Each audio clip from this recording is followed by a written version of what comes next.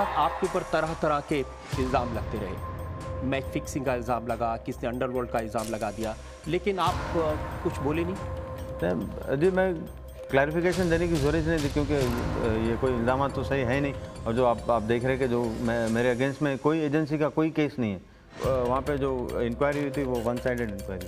अब अदालत में जब केस आता है तो काफ़ी लंबा चलता है, लेकिन पब्लिक के में बहुत सारे सवाल ये आते हैं कि साहब आपके जो कुलीग्स थे, जो साथ में काम मनोज प्रभाकर थे, ऐसे लोगों ने तरह तरह के इल्ज़ाम लगाए, ऐसे लोगों ने पब्लिक के सामने कहा। हर एक आदमी को उसका मुंह तो रोक नहीं सकता, उसका मैं कुछ नहीं कर सकता। अब कोई अभी किसके भी अगेंस्ट में कोई बोल सकता है।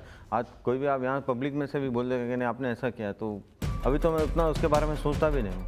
लेकिन उस वक्त सोचते थे, तकलीफ होती थी। मैं पेशेंस बहुत ज़्यादा है मेरे में, तो पेशेंस जो होता है वो आखिर में कामयाबी उससे होती है। और कभी जनता के सामने आकर मीडिया को बताने की कोशिश की? नहीं, ज़रूरत नहीं थी। मैं क्योंकि मुझे पता है कि मैं सही हूँ, मैं कुछ गलत काम किया। मैंने ये सुना है कि कई बार चीज़ों में पकड़े जाते हैं, कई चीज़ें ऐसी होती हैं जिसमें पकड़े नहीं जाते, जैसे बॉल टेम्परिंग है।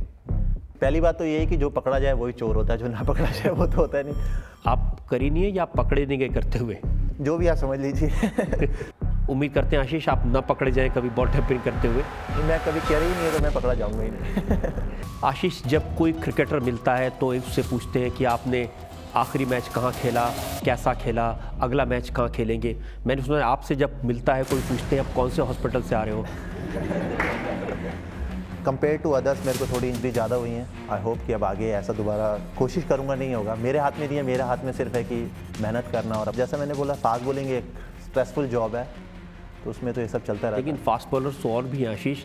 2003 में आपके हाथ में चोट लगी। वो ये जैसा भी मेरा वो वेबिंग मेरा स्प्लिट हो गया था कि बॉल लगने से मेरा हाथ फट गया, उसमें तो मैं कुछ नहीं कर सकता। वो तो विजिबल इंजरी है ग्राउंड के अंदर। और 2004 में पैर में चोट लगी।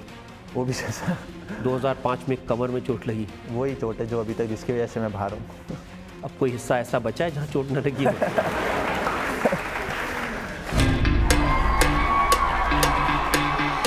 सादिक मोहम्मद जो पाकिस्तान के ओपनर बैट्समैन थे, उनका एक दिन स्टेटमेंट मैंने देखा। उन्होंने कहा कि जब सहवाग मैदान में उतरता है तो ऐसा लगता है कोई आतंकवादी आ गया है।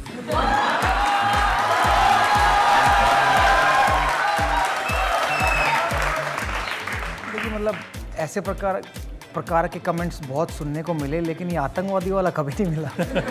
उन्होंने आपके हाथों शोएब अख्तर को पिटते हुए देखा होगा। जी जी जी, बिल्कुल बिल्कुल।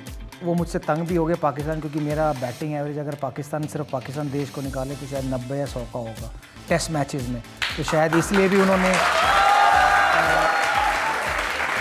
ऐसा कमेंट दिया होगा। शोएब अख्तर को आपने सिर्फ अकेले नहीं पीटा, आपने तेंदुलकर से भी पिटवाया उन्हें। देखिए, जो वो किस्सा ही ऐसा हुआ कि जब वो मुझे राउंड द विकेट आके बाउंसरे मारने लगे और बार बार बोलने लगे कि हुक मार हुक मार हुक मार। मैंने कभी लाइफ में हुक या पुल शॉट मारे नहीं थे, ना मेरी वो स्ट्रेंथ थी। तो मैंने उन्हें बोला कि भी सचिन तेंदुलकर नॉन स्ट्राइक पे हैं, तो वो जब स्ट्राइक पे आए तो उन्हें बाउंसर मारना, वो तेरे को हुक मार के दिखाएंगे। तो नेक्स्ट ओवर में जब उनकी स्ट्राइक आई तो उन्होंने बाउंसर मारा और सचिन ने हुक मारा और 6 हुआ। तब मैं उनको जाके बोला कि ले तेरी ख्वाहिश पूरी होगी। तो बाप बाप होता है और बेटा बेटा होता है।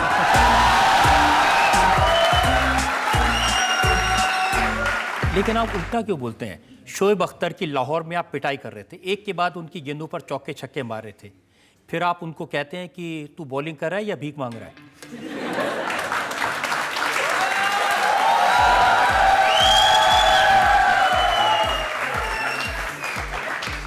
वो मुझसे बार बार ये कह रहा था कि आप तू ये कर, तूने मेरे को सारे चौके थर्ड मैन पे पॉइंट पे मारे, सामने तो चौका मार के दिखा, सामने तो चौका मार के दिखा, सामने तो चौका।